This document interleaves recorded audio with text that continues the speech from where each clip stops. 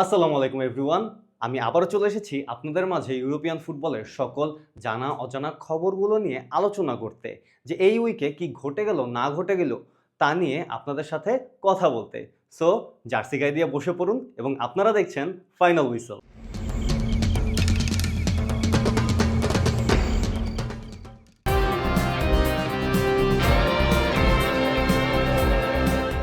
Top of the উইকে এই সপ্তাহে যে ম্যাচটি নিয়ে কথা বলতে হয় তা হচ্ছে পেপ গার্দিওলার ১০০০তম ম্যাচ। হ্যাঁ, পেপ গার্দিওলা এই সপ্তাহে তার ম্যানেজেরিয়াল ক্যারিয়ারের ১০০০তম ম্যাচ খেলেছেন লিভারপুলের এগেইনস্টে। কি জমজমাট একটি ম্যাচ ছিল। এই ম্যাচের আগে তাকে অভিনন্দনও জানিয়েছিলেন Jürgen Klopp, former Liverpool coach. So বোঝাই যাচ্ছে তার ক্যারিয়ারে কত বড় একটা অর্জন এই ম্যাচটি ছিল। মানে ১০০০তম একটা ম্যানেজারের জন্য ১০০০টি ম্যাচ ডাগ আউটে বসে পার করাটা খুবই বড় ব্যাপার। স্যার অ্যালেক্স ফার্গুসনও পোস্ট করেছিলেন যে ওয়েলকাম টু দ্য ক্লাব। মানে ম্যানচেস্টার সিটির এগেইনস্টে খেলতে নেমেছিল লিভারপুল। কিন্তু লিভারপুল তেমন জমিয়ে তুলতে পারেনি। আ সেই পেপ গার্দিওলা তার জাদু আবারও দেখিয়ে দিয়েছেন এবং ৩-০ গোলে উড়িয়ে দিয়েছে লিভারপুলকে। সো বুঝতেই পারছেন যে ম্যানচেস্টার সিটি কতটা ভালো পারফর্ম করেছেন। তো গত মৌসুম তো তেমন ভালো পারফর্ম করতে পারেনি ম্যানচেস্টার সিটি এবং এই সিজনেও তেমন খুব অন অ্যান্ড অফ ফর্ম যাচ্ছিল ম্যানচেস্টার সিটির। সো এই ম্যাচ দিয়ে কি পেপ গার্দিওলা আবারও সবাইকে বুঝিয়ে দিলেন যে তিনি আবারও ফিরছেন তার দাপট দেখাতে?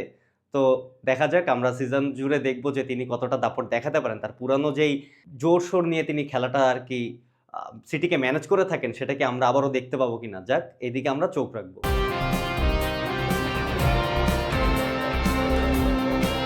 প্রতি সপ্তাহের মতোই এই সপ্তাহেও টপ গোল নির্বাচন করতে গিয়ে আমাকে বেশ হিমশিম খেতে হয়েছে। কেনই বা হবে না? কারণ প্রত্যেক সপ্তাহে যে এত সুন্দর, সুন্দর গোল হয়ে যায়। মানে ইউরোপিয়ান ফুটবলে কোনো টিমই কারো থেকে পিছিয়ে নেই। যে এই যদি ভালো সুন্দর গোলগুলো নিয়ে কথা বলতে হয়, তাহলে জেরেমি ডোকুর সেই গোলটি নিয়ে কথা বলতে হবে লিভারপুলের এগেইনস্টে। তারপর নিকো গনজালেজের সেই গোলটির কথা বলতে হবে, যা তিনি লিভারপুলের এগেইনস্টে করেছেন। মানে একই ম্যাচে ২ টো গোল, দুটোই দেখার মতো গোল ছিল। তারপর হচ্ছে আর্সেনালের বিপক্ষে করা সান্ডারল্যান্ডের প্লেয়ার ব্রায়ান ব্রবির সেই গোলটি ওভারহেড কিকে goal. Oh my God! That was a beautiful goal. আরো সেই গোলটি এসেছে আর্সেনালের, সেই আর্সেনালের দুর্ভেদ্য ডিফেন্সের মধ্যে থেকে এমন একটু ওভারহেড কিকে গোল। মানে কি চমৎকার একটা ব্যাপার। কিন্তু এই এত সুন্দর, সুন্দর গোল থাকার পরেও এই উইকের সবথেকে সেরা গোল হিসেবে আমি মনে করি যেটা হয়েছে তা হচ্ছে লুইস দিয়াসের গোল ইউনিয়ন বার্লিনের বিপক্ষে। গোলটা সেরা হবেই না কেন বলেন? মানে তিনি যেভাবে বলটি রিটেনশন করলেন সাইডলাইন থেকে, সাইডলাইন না, বলটা আউট হয়ে যাচ্ছিল যে গোল কিক হবে। কিন্তু সেখান থেকে তিনি স্লাইড দিয়ে বলটি বাঁচিয়ে নিলেন বা বাগিয়ে নিলেন নিজের দখলে। তারপরে একটা ডিফেন্ডারকে কাটিয়েই তিনি শুটিং পজিশনে চলে গেলেন এবং এত টাইট অ্যাঙ্গেল থেকে যে তিনি শুট নিবেন, আসলে এটা কেউই বুঝে উঠতে পারেনি। ওইখান থেকে সম্ভবত কেউ প্লেয়াররা আরকি কাট ইনসাইড করেন বা মানে কাট ব্যাক করেন বলটি। ভিতরে কোনো স্ট্রাইকার থাকলে ট্যাপ ইনের জন্য দিয়ে দেন বলটি। কিন্তু তিনি সেখান থেকে শট নিলেন। আর তিনি নিয়ার পোস্টে শট নিলেন না। তিনি মাথার উপর থেকে নিয়ার পোস্টে শট না নিয়ে শটটি নিয়েছেন ফার পোস্টে এবং কি সুন্দর করে এত টাইট অ্যাঙ্গেল থেকে ফার পোস্টে যে এত সুন্দর গোল হওয়া সম্ভব, এটা না দেখলে, মানে এই গোলটি না দেখলে হয়তো আমরা বিশ্বাস করতাম না। তো এত সুন্দর গোল হওয়ার পর আর কোনো গোল কি সেরা গোল হিসেবে নির্বাচিত করা যায়? আমার কাছে মনে হচ্ছে না। আপনারা কি মনে করেন? আমাকে অবশ্যই কমেন্ট বক্সে জানাবেন।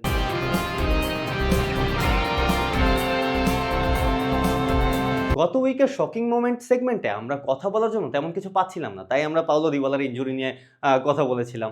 মানে তেমন, যদিও এটা শকিং মোমেন্ট ফ্যানদের জন্য না, শুধু রোমার ফ্যানদের জন্য হয়েছিল। কিন্তু আমরা আরকি এই কথাটা আরকি শকিং মোমেন্টের সেগমেন্টে বলেছিলাম। কিন্তু গত উইকে যেহেতু কোনো শকিং মোমেন্ট নিয়ে আমরা কথা বলতে পারিনি, তো এই উইকে সেটা পুষিয়ে দিল। এই উইকে আসলে আমাদের ২ টা শকিং মোমেন্ট নিয়ে কথা বলতে হয়। মানে ২ টা shocking thing. First of all, আর্সেনালের সান্ডারল্যান্ডের এগেইনস্টে ২ টো গোল হজম করা। মানে আর্সেনাল এই সিজনে যে প্রিমিয়ার লিগে কতটা ভালো ডিফেন্সিভ রেকর্ড রেখেছে তা তো আমরা সবাই দেখেছি। তারা এই সান্ডারল্যান্ডের ম্যাচের আগে টানা অনেক ম্যাচ ধরে ক্লিন শিট রেখেছিল। প্লাস তারা আ মোটে ৩ টা গোল হজম করেছিল এই সান্ডারল্যান্ডকে আ ফেস করার আগে।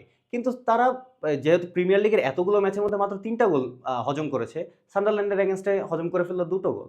তাও সান্ডারল্যান্ডের কাছে। এটা তো কোনো মানে হয় না। মানে ইপিএল যে আসলেই আ মানে আনপ্রেডিক্টেবল, এটা তো এখান থেকে বোঝা যাচ্ছে যে এত ভালো ডিফেন্সিভ রেকর্ড রাখার পরেও আর্সেনালের মানে এই সান্ডারল্যান্ডের এগেইনস্টে গোল হজম করতে হলো এবং তারা পয়েন্ট ড্রপ করে ফেলল। তো এতে তারা কিছুটা হয়তো পয়েন্ট টেবিলে পিছিয়ে পড়েনি, তারা এখনো টপেই রয়েছে, কিন্তু পয়েন্টের গ্যাপটা আসলে একটু কিছুটা কমে গিয়েছে। যাই হোক, আর্সেনাল তো ড্র করেছে, অন্যদিকে ড্র করে ফেলেছে বায়ার্ন মিউনিখ। মানে বায়ার্ন মিউনিখ এই সিজনে মানে তারা এই ম্যাচের আগে প্রত্যেকটা ম্যাচ জিতেছে। যতগুলো ম্যাচ খেলেছে তারা সবকয়টা ম্যাচ তারা জিতেছে। তাদের টানা টানা ১৬ টি ম্যাচ জয়ের রেকর্ড ছিল এই ম্যাচের আগ পর্যন্ত। কিন্তু শেষমেশ ইউনিয়ন বার্লিনের এগেইনস্টে তারা ম্যাচটি ড্র করে ফিরলেন। মানে এটা তো আসলেই শকিং, কারণ এত ভালো পারফরম্যান্স, হ্যারি কেনের এত ভালো পারফরম্যান্স, লুইস দিয়াসের এত ভালো পারফরম্যান্স, মাইকেল ওলিসের এত ভালো পারফরম্যান্স, সার্জ গ্যানাব্রির এত ভালো পারফরম্যান্স, মানে পুরো টিমই, বায়ার্ন টিমটাই হচ্ছে এত ভালো ফর্মে রয়েছেন। কিন্তু শেষমেশ এই ইউনিয়ন বার্লিনের এগেইনস্টে এসে তাদেরকে পয়েন্ট ড্রপ করতে হলো। এটা তো মানা যায় না। তো এটা আসলেই শকিং, কারণ ইউনিয়ন বার্লিনের এগেইনস্টে তারা কেন পয়েন্ট ড্রপ করবেন? কারণ তারা এর মানে এই গত সপ্তাহেই তারা ইউসিএলে হচ্ছে পিএসজিকে হারিয়ে তারা ১৬তম জয় পেয়েছিল। কিন্তু এসে ইউনিয়ন বার্লিনের কাছে আর কি তারা পয়েন্ট ড্রপ করলো। আমার কাছে জিনিসটা শকিং লেগেছে। আপনারা অবশ্যই জানাবেন যে আপনারা কোন জিনিসটাতে শকিং হয়েছে। আচ্ছা, যেহেতু এত পয়েন্ট হারানো নিয়ে কথা হচ্ছে, তাহলে রিয়াল মাদ্রিদকে নিয়ে তো কথা বলতেই হয়। রিয়াল মাদ্রিদ আবারও রায়ো ভায়েকানোর মাঠে গিয়ে পয়েন্ট খোয়ালেন। মানে তারা লাস্ট কয়েক সিজন ধরে এই রায়ো ভায়েকানোর মাঠে গিয়ে তারা পয়েন্ট আনতে পারছে না। মানে একটা ম্যাচও তারা জিতে ফিরতে পারছেন না। হয় হারছেন অথবা ড্র করে ফিরছেন। তো এই যে তারা আম পয়েন্ট খোয়ালেন, এতে লাভটা কার হলো? লাভটা হলো বার্সেলোনার। বার্সেলোনা বেশ কিছুটা পিছিয়ে পড়েছিল এই আ রিয়াল মাদ্রিদের সাথে বা এল ক্লাসিকো হেরে। তারা বিশাল একটা পয়েন্ট ডিফারেন্সে পড়ে গিয়েছিল। আসলেই বার্সা ফ্যানরা বেশ হতাশ হয়েছিলেন যে এই পয়েন্টটা কিভাবে আরকি তারা রিকভার করবেন। তারা কিভাবে আরকি আবারও আ টপে যাওয়ার জন্য কাছাকাছি চলে আসবেন।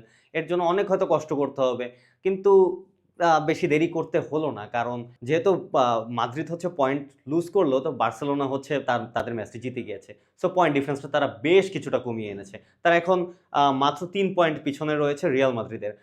হয়তো যদি এরপরে সবগুলোই ম্যাচ রিয়াল মাদ্রিদ এবং বার্সেলোনা জিতে যায়, তাহলে নেক্সট যে এল ক্লাসিকো হবে ক্যাম্প নোতে না অ্যাকচুয়ালি, আ বার্সেলোনার মাঠে যেই আ এল ক্লাসিকোটি হবে, সেই এল ক্লাসিকোতে যদি বার্সা জিতে যায়, তাহলে আ ২ জনের পয়েন্ট ডিফারেন্স একদম 0 হয়ে যাবে। মানে ২ জনই সমতায় চলে আসবেন পয়েন্টের দিক থেকে।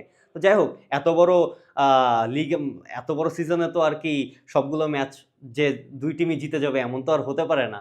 আবার হতেও পারে, বলা যায় না। কারণ ইউরোপিয়ান ফুটবল যে কতটা আনপ্রেডিক্টেবল তা তো আপনারা সবাই জানেন। যাই হোক, এই সকল ইউরোপিয়ান ফুটবলের আরো আলোচনা নিয়ে আমি আবার আসবো নেক্সট উইকে। ততদিন পর্যন্ত আল্লাহ হাফেজ।